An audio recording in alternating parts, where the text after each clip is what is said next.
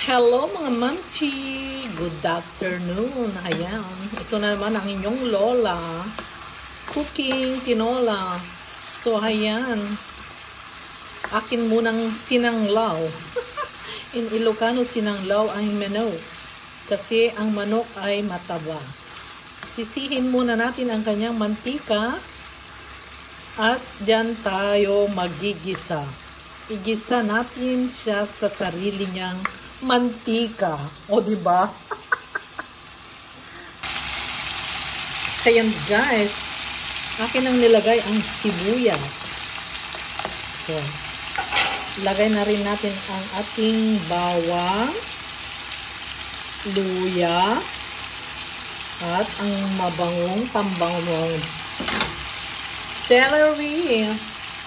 At ating haluin ang ating spices sa ating tinolang menu. Ayan. Ayan guys.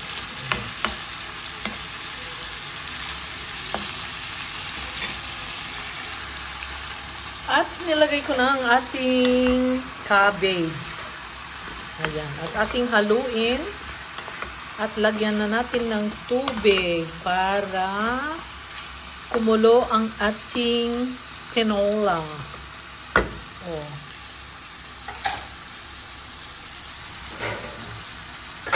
Lagyan na natin ng tubig. Yan. Mainit na tubig yan.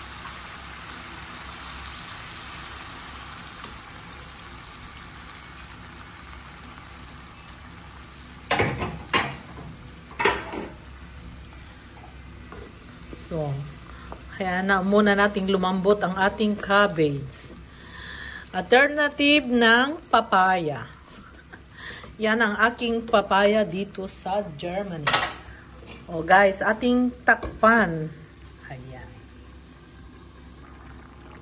So, ayan guys, nilagay ko na yung leaves ng ng ating papaya. No, it's not papaya. Cabbage. Yan. Yan ang aking malunggay dito sa Germany. O, diba? Oh, sarap. Oh my God. Tataob naman ang kaldero ko nito. O, diba?